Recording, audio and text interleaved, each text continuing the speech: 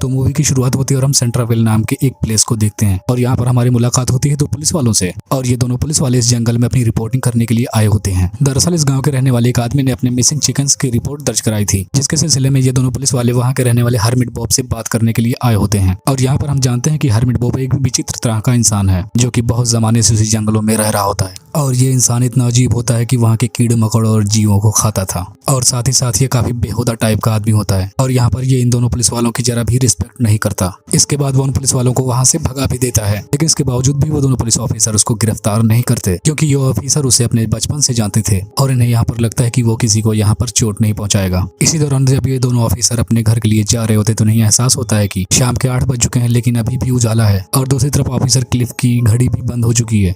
इसी दौरान इन्हें अपनी लेडी ऑफिसर का भी फोन आता है, वो भी इन्हें अंधेरा ना होने की वजह पूछती है। इसी बीच हम देखते हैं कि इनका वायरलेस भी डिस्कनेक्ट हो जाता है और जब दोबारा फोन लगाने जाता है तो रोनी देखता है कि उसका फोन चार्ज होने के बाद भी पूरी की पूरी तरीके से बैटरी डेड हो चुकी है। इसके बाद हम हार्डवेयर शॉप के ओनर ड्रेथ को देखते हैं, जो कि अपने रेडियो पर सुन रहा होता है कि अर्थ अपने एक्सिस पर ठीक से रोटेट नहीं हो पा रही है और अर्थ के स्पिन रेट में चेंज आया है। इसी वजह से डे लाइट में काफी असर पड़ चुका है और यहाँ पर इसके नतीजे काफी भयानक हो सकते हैं। इसके बाद अगले सीन में हम फ्रैंक को देखते हैं, जो कि वही व्यक्ति होता है जिसने अपने चिकन के मिसिंग की रिपोर्ट दर्ज कराई थी। वो देखता है कि उसका डॉग एक वैन की साइडों में बैठा होता है और जब उसका बॉस उसे अपने पास बुलाता है तो वो दौड़ता हुआ दूर भाग जाता है। इसी बीच उसे नजर आता है कि कुछ गायें भी उसी दिशा की तरफ भाग रही हैं। इसके बाद हम पुलिस स्टेशन में पड़ी एक औरत की लाश को देखते हैं, जो कि काफी ज्यादा शराब पीने की वजह से जेल में ही अपना दम तोड़ देती है। इसके बाद हम पुलिस स्टेशन के ऑफिसर्स को देखते हैं, जो कि अपनी ड्यूटी खत्म करके अपने घर के लिए जा रहे होते हैं, लेकिन उनका साथी क्लिफ वहीं पर रुकने का तय कर लेता है। इसके बाद हम हैंक को देखते हैं, जो कि अपने स्टोर में होता है, जो कि कॉफी पीने के बाद अपने घर जाने लगता है, लेकिन उसकी 2 एम्प्लॉय वहीं पर बातें कर रही होती हैं। उसके तुरंत बाद ही हम एक जेल्डा नाम की औरत को देखते हैं, जो कि हाल ही में उस गाँव में आई होती है और वो फनरल होम को संभालती है। तभी वहाँ पर उसे ऐसा लगता है कि वहाँ पर रखी 2 लाशों के हाथ हिल रहे हैं और दूसरी तरफ हम कब्रिस्तान में देखते हैं, जो कि वहाँ पर पड़ी 2 लाशें अपने कब्र से बाहर निकलने लगती हैं और वो फौरन हार्डवेयर स्टोर पर पहुंच जाती हैं और वहाँ पर वो पहुंचकर स्टोर में बात कर रही दोनों लड़कियों को बड़ी बेरहमी से मार डालते हैं और उनको कच्चा ही खाने लगते हैं और तो इसके बाद वो वहाँ पर रखी कॉफी को भी पी जाते हैं। अगली सुबह हॉन्ग को क्लिप से ये सारी बातें पता चलती हैं और वो फौरन पुलिस वैन लेकर वहाँ पर पहुंचता है, जहाँ पर पहुंचकर वो उनकी लाशों को देखता है। इसके बाद रॉनी और मिंडी भी वहाँ पर पहुंच जाते हैं और वहाँ पहुंचकर रॉनी क्लिप से कहता है कि उसे अंदेशा है कि शायद किसी ज़ॉम्बी ने ऐसा किया है। दूसरी तरफ हम 3 दोस्तों को देखते हैं, जो कि ट्रेवलिंग करते हुए उस गाँव में आ रहे होते हैं और वहाँ के नजदीक एक गैस स्टेशन पर भी रुक जाते हैं और वहाँ पर रुककर वो अपनी कार में पेट्रोल डालते हैं।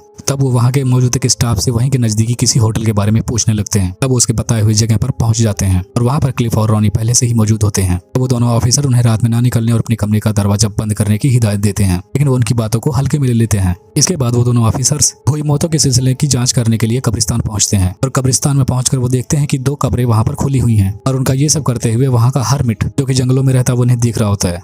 रास्ते में क्लिफ रॉनी से पूछता है कि इन बॉम्बीज को कैसे मारा जा सकता है। तब रॉनी उन्हें बताता है कि उन्हें मारने का सिर्फ एक ही तरीका है कि डायरेक्ट उनके सर पे गोली मार दी जाए या फिर उसके सिर को काट दिया जाए। दूसरी तरफ हम बॉबी और हैंक को देखते हैं, जो कि ज़ॉम्बीज को मारने की पूरी तैयारी कर रहे होते हैं, किस तरीके से वो उनके सिर को काटें या फिर तोड़ें।